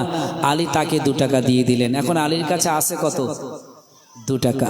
আলী আবার যাচ্ছে, প্রায় বাড়ির কাছে পৌঁছে গেলেন। আর একজন এসে বললেন, আলী তোমার কাছে কিছু থাকলে আমাকে দাও, সারাদিন অনাহারে রয়েছি। আলী আবার 2 টাকা দিয়ে দিলেন। আলীর কাছে আর কিছু আছে বলে মনে হয়? বৃদ্ধ বাবাজি 500 টাকা আল্লাহ কবুল করে লিখ। আমি জানি আপনারা দেবেন, দাতা আছেন অনেক, দান করবে, আল্লাহ কবুল করে লিখ। আলীর কাছে আর কোনো পয়সা নেই। তিনজনকে 2 টাকা করে দান করেছে। আলী এবার চিন্তা করছে, সেই তো ফাতেমার চাদর দিয়েছে, হাসান হোসাইনের খাওয়া হয় না দুবেলা, তাদেরকে খাদ্য কিনে নিয়ে যাব, হায় রে সব দান করে দিয়েছি, হাসান হোসাইন খাবে কি? আলী চিন্তা করতে করতে বাড়ির দিকে রওনা যেই হচ্ছেন, রাস্তার মাঝখানে একজন এসে বলছে, আলী তুমি তো বাড়ি যাবে জানি, কিন্তু তুমি কি উট কিনবে নাকি? আলী বলছে, ভাই আমার তো কোনো পয়সা নেই, উট কিনবো কি করে? উটের মালিক বলছে, আলী তুমি উটটা নিয়ে যাও ধারে, পয়সা পরে দেবে বিক্রি করে, দাম দর কিছু এখন করব না, তুমি আগে বিক্রি করো, তারপরে আমার উটের দামটা বলবো। আলী উটটা নিয়ে মদিনার বাজারে চলে গেল। উট বিক্রি করলেন 100 টাকা, ভালো করে বুঝবেন। উটের মালিকের কাছে এসে গেল, মালিককে জিজ্ঞাসা করলো, তোমার উটের দাম কত? উটের মালিক বলছে, আমার উটের দাম 40 টাকা। 100 টাকাতে যদি 40 টাকা চলে যায়, থাকবে ক টাকা? কথা বলেন, 60 টাকা। আল্লাহ বলেছেন, একের বিনিময়ে কেউ যদি দান করে 10 গুণ দেওয়া হবে। তাহলে 6 টাকা আলী দান করেছিল, সঙ্গে সঙ্গে আলীকে মহান আল্লাহ 60 টাকা তাকে দিয়ে দিয়েছেন। অতএব আপনার জ্ঞানী মানুষ, আমি জানি 1000 টাকা করে চেয়েছে, অনেকে দিতে পারেনি। বড়র কথা বললে অনেকে কি দেবে বলে মনে হয়? দেখি কলিজাকার কেমন যোগ্য বাপের যোগ্য ছেলে, বেশি নয় মাত্র 2000 টাকা দেবার মতন কেউ যদি থাকে, আগামী বছরে দেবেন, মাসে 500 টাকা, তার 2 মাস পরে 500 টাকা, এইভাবে যদি একটা বছর ধরে 2000 টাকা, কেউ যদি নগদে 500 টাকা 1000 টাকা দেন, একটুখানি আসবেন। 2000 টাকা দেওয়ার কেউ আসেন এর ভিতরে? খাস করে দোয়া চেয়ে দেব, এতগুলো মানুষকে নিয়ে আমি মুসাফির অবস্থায় আছি। আল্লাহ নই বলেছেন, মুসাফিরের দোয়া, মজলুমের দোয়া, পিতামাতার দোয়া কবুল হয়ে যায়। অতএব মুসাফির অবস্থায় দোয়া চাইব, কেউ আসেন 2000 টাকা আপনাদের এই মাহফিলের জন্য দেবেন? নেই নাকি? এর তাকবীর দান তো দেখি, নারায়ে তাকবীর, জোরে হবে না? নারায়ে তাকবীর। কেউ আছেন 2000 টাকা দেওয়ার? একটু হাত তুলে বলেন না। যদি না থাকে 500 টাকা, 100 টাকা, 200, 500, যে যেমন পারেন একটু পাঠিয়ে দেন, আল্লাহ কবুল করলে। একটু হাত তোলেন, আল্লাহুম্মা আমিন। ও রব্বুল আলামিন, তোমার এক বান্দা আল্লাহ, তিনি 1000 টাকা দিয়েছে, তোমার এক বান্দি তিনি 500 টাকা দিয়েছে, আর একজন শরীফুল নামে তিনি 100 টাকা দিয়েছেন। আল্লাহ, এইভাবে যতজন মানুষ দান করেছে, আল্লাহ সবার দানকে তুমি কবুল করে নাও, সবার বিপদ থেকে বাঁচিয়ে দাও। আল্লাহ রোজি রোজগারে বরকত দাও। আত্মীয় স্বজন যারা গহীন কবরে চলে গেছে, আল্লাহ সবার কবরের সওয়াবগুলো পৌঁছে দিয়ে কবরগুলো আরামদায়ক কবর বানিয়ে দেন। আমিন। বিহাক্কি লা ইলাহা ইল্লাল্লাহু মুহাম্মাদুর রাসূলুল্লাহ। নারায়ে তাকবীর। আল্লাহ তোমার আরেকজন বান্দা আমার ভাই 500 টাকা দিয়েছেন, আল্লাহ দানকে কবুল করেন। সবাই বলেন আল্লাহুম্মা আমিন। যা আশা নিয়ে দিয়েছেন ভাই, সে আশাকে পূর্ণ করে দাও। রোজি রোজগারে, ব্যবসা বাণিজ্য, কাজে কামে বরকত দাও। আত্মীয় স্বজন যা গহীন কবরে চলে গেছে, আল্লাহ সবার আলা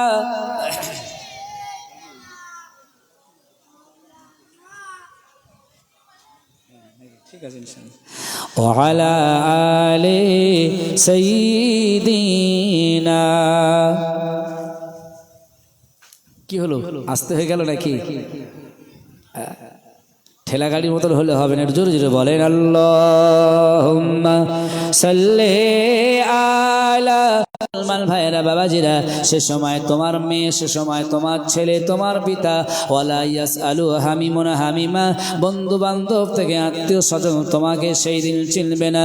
কঠিন মুসিবতের দিন এই দান শরীর পাশে দাঁড়িয়ে বলবে, আল্লাহ আমরা হলাম এই বান্দার নেক আমল। তারা মাহফিলে বসে বসে, তোমার নবীর আনা স্টেজে বসে বসে আল্লাহ নবীর খাতিরে মাহফিলের জন্য দান করেছিল। আল্লাহ খুশি হয়ে, সন্তুষ্ট হয়ে সেদিন দানে বোঝা গেল, জিশান নামে তোমার বান্দা এইখানেতে আসিয়া কিছু টাকা দিয়ে গেল নবীর ভালোবাসিয়া। আমি অদম গুনাহগার, দোয়া করি শত শত, জিশানে দান কবুল করো উসমান গনির মতো। বলেন আল্লাহুম্মা আমিন। নারায়ে তাকবীর। বলেন না ভাই, আপনারা যে যেমন পারেন পাঠিয়ে দেন, বাচ্চাদের দিয়ে, আমার ভাইদের দিয়ে সব পাঠিয়ে দেন। যে যেমন পারেন 200, 500, 100 যে যেমন পারেন পাঠিয়ে দেন। আমি জানি 1000, 2000 টাকা আপনাদের অনেকের কষ্ট হচ্ছে, কত পয়সা কত রাস্তায় খরচ করছেন। যদি মাহফিলের জন্য দিতে চান তাও আপনারা বলে পাঠিয়ে দেবেন। আল্লাহ কবুল করে লিখ। সকলে জিকিরি করেন লা ইলাহা ইল্লাল্লাহ, লা ইলাহা ইল্লাল্লাহ, লা ইলাহা ইল্লাল্লাহ। এর জোরে হবে না, লা ইলাহা ইল্লাল্লাহ।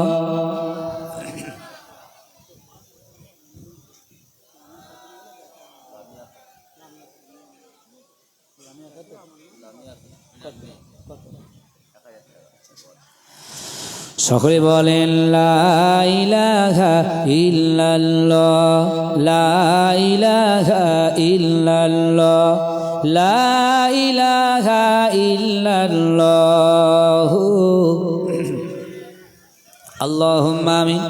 ও রব্বুল আলামিন, আল্লাহ তোমার এক বান্দা আমার ছোট্ট বোন লামিয়া খাতুন নামে 1000 টাকা দেওয়ার ওয়াদা করেছেন। আল্লাহ আল্লাহ বোনের দানকে কবুল করে নাও।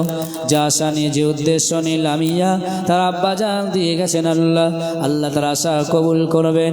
আল্লাহ যে স্কুল কলেজে পড়াশোনা করে তার জন্য শিক্ষায় শিক্ষিত বানিয়ে দেবেন। আল্লাহ লামিয়ার আব্বা জানের কাজে কামে ব্যবসা বাণিজ্যে বরকত দান করবেন। আল্লাহ আয় আল্লাহ জানি না কে কোন মুসিবতের মধ্যে রয়েছে, বিশেষ করে লামিয়ার আব্বা জানের সকল আসমানি জমিনে বালা মুসিবত দূর করে দিয়ে সংসার সোনার সুখময় শান্তিময় বানিয়ে দিও। আমিন। বাহক লা ইলাহা ইল্লাল্লাহু মুহাম্মাদুর রাসূলুল্লাহ। নারায়ে তাকবীর।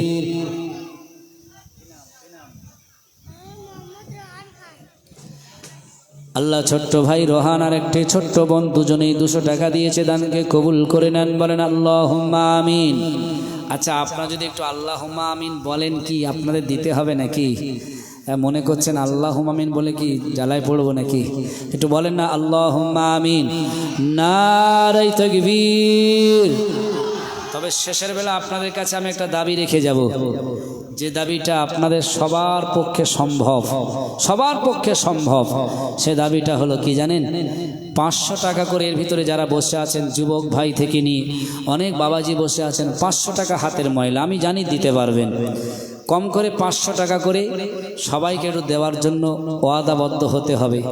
আল্লাহ এই মাহফিল, এত বড় মাহফিল আপনারা দিচ্ছেন অনেক টাকা খরচ করে, আপনাদের মাহফিলকে আল্লাহ কবুল করে লিখ। 500 টাকা করে আপনারা দেবেন। তার ভিতরে সবার ভিতরে প্রথমে কে দেবেন একটু হাত তুলে বলেন তো, নামটা লিখে নেই। কে আছেন ভাই? সামনের দিক থেকে কেউ নেই? 500 টাকা কি অবস্থা? এই পিছনে কি হলো ভাই? কোরআনের মাহফিল হচ্ছে, আদব ঠিক করে রাখতে হবে, এই মাহফিলের সম্মান দিতে হবে। আর এমনি কালেকশন করলেই জলসা নষ্ট হয়ে যায়, ঠিক আছে? কিন্তু এটা আবার করতে হবে, না করলে আগামী বছর মাহফিল চলবে কি করে? ঠিক না বে ঠিক? 500 টাকা দেওয়ার জন্য কেউ আসেন? এর ভিতরে হাত তোলেন তো দেখি। আমার এক ভাই 200 টাকা নগদে, আল্লাহ দানকে কবুল করে লিখ। সবাই বলেন আল্লাহুম্মা আমিন। সকলে বলেন আল্লাহুম্মা আমিন। নারায়ে তাকবীর, নারায়ে তাকবীর। কি নাম?